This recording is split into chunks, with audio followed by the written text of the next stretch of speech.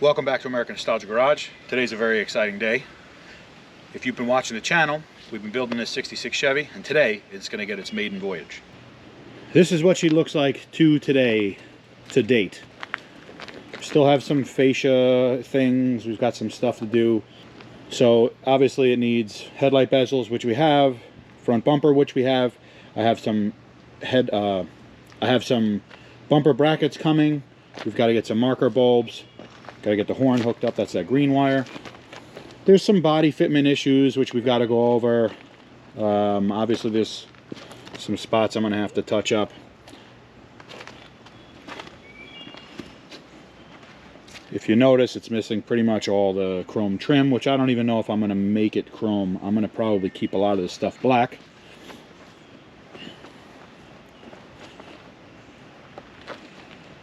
Probably could use a rear bumper. It's got a nice ding right there. We've been working on it for about a year and a half, maybe a year and 8 months or so, and it's finally at a position where we can actually drive it.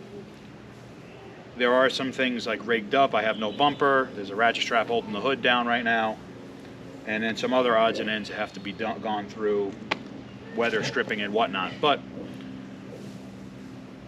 let's get this thing out on the road, see how it drives, and let's recap the entire build to this point. Welcome to the 66 Nova. I'm currently driving this thing for the very first time, and I've been driving for about 2 minutes, and I've already established that I have several things to do. First and foremost, the rear differential is completely melted. Once you start rolling gears, all of a sudden it starts bucking, and I can feel it's their rear end, like in between, a lot of slop in the gears. Nonetheless, we are driving it, so let's recap this build. First thing we did when we bought this thing is a basket case. No paint, nothing. When we got it, it was in a million pieces. The very first thing we did after we cataloged all the stuff that we had was throw some paint on it. I've been driving with my parking brake on for the last 2 minutes, and now the brakes are squeaking. This would be the first full car that I ever painted from scratch, and it was a learning experience to say the least. I was happy to do it, and I did pick up some, fun little things and learn some stuff on the way. After that, I tore into the engine. I repurposed this engine out of another car that I have, the 72 that you've probably seen on the channel. And the last time that I had driven that car, before that, I had some serious issues at the track, and I thought I heard it. So we pulled it apart. We really didn't find anything wrong with it. So we threw it back together and decided to throw it back in this car. So what happened next was basically cutting the trans tunnel. And the reason that was next is because I had a wish list for this car when I first bought it. And the wish list had a couple things. One, specifically, I wanted a full interior car, something I could drive my family around in. I wanted a stick shift. I wanted air conditioning, and I wanted it lowered with rack and pinion and power steering. All things I don't really have in other cars. So we cut the trans tunnel to get the trans in, and then we were off. Also noticing my speedo doesn't work right now, so I got to look into that. After that, we threw some sound deadening in it, so it'll be nice and quiet. I don't know if you could even hear me, but it's pretty common here considering I got Flowmasters in it. After that, I started compiling parts. And something I noticed really quickly is that parts for these things specifically were difficult to come by. And I was looking to start getting maybe some interior parts together, and I couldn't find C-tracks. So what I did is I basically made them from a set of A-body C-tracks that I cut down. After that, it was more setup on the transmission. So basically what I needed to do was align the bell housing of the tranny to the engine so that when I went to go stab it in, that it would be aligned.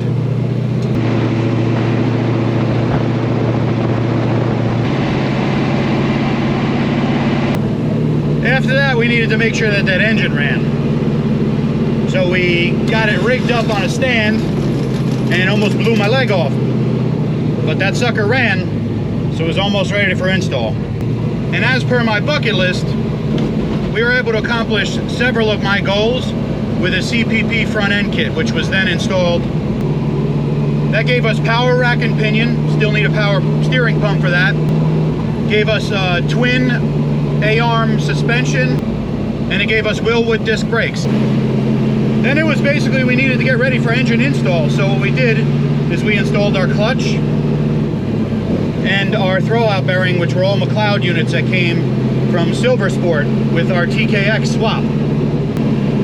Then the engine was installed and made sure it was running in the frame with the transmission attached. After that, the next logical thing for me was to put Flowmasters on it, because who doesn't want to hear their engine run like that? And we actually did an open header versus Flowmaster comparison for that reason. So then we needed some rear brakes, so I had a rear disc conversion from some old parts I had laying around, so we threw that in.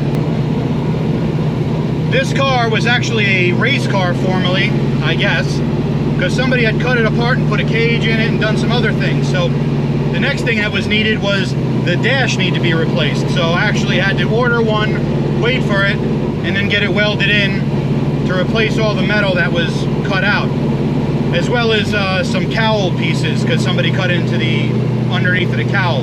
Another bucket list item, as I mentioned, was our air conditioning. So I got an aftermarket air conditioning kit, and we installed that.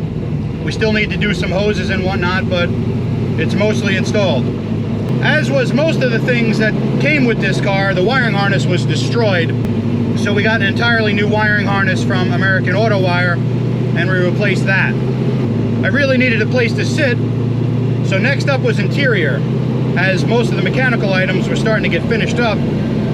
So we replaced all the seat covers and seat foam throughout the car, and new rug, and we got it looking spiffy.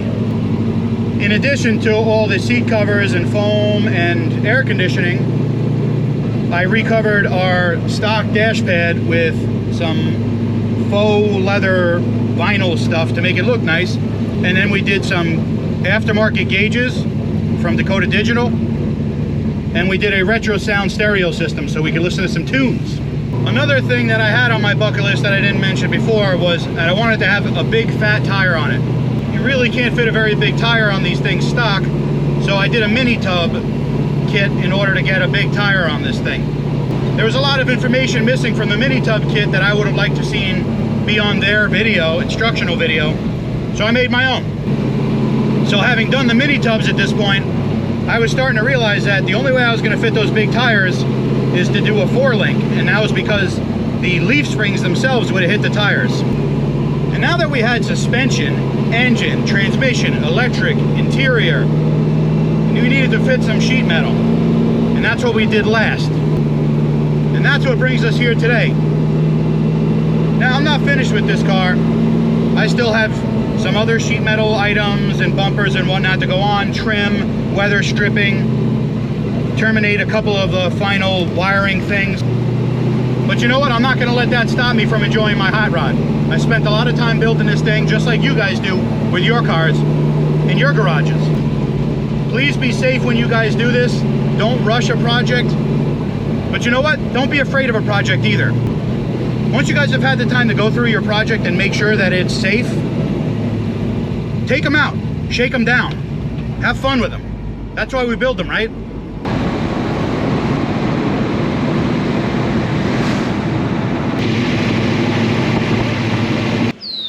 And here's where we are today with the car. I've been driving the car for the last 25 minutes. It's driven phenomenal, actually. We have to do something about the rear. That's fine. That's a weekend of work. But you know what? I'm not going to let it stop me. And as long as I drive it gently and don't bounce this thing off the rev limiter, which is a lot of guys do that, it'll be all right. You know, it'll live to see another day. It'll get me home. I'll get to enjoy it. From here, we're just going to do all the finishing touches, and then we have a live hot rod. Now, if you've watched this build from the beginning, don't be sad. It's not going away. We have a lot more stuff to do on this, and there are additions to this car that I'm going to do in the future. Just not made of money, people. It doesn't grow on leaves, or leaves don't grow on bark, or I'm not sure how that saying goes. But there are some upgrades to this car that I don't have the money to do right now, but I do want to do in the future. So, if you guys enjoyed watching this build and watching this video, please consider subscribing to the channel. It's free. If you like the car, leave a like below the video and leave a comment. Let me know what you liked about the video. Let me know what you liked about the build. I know it's dirty. I still have to wet sand. That's one of the things we have to add to the list. As always though, thank you guys for watching. American Nostalgia Garage, out.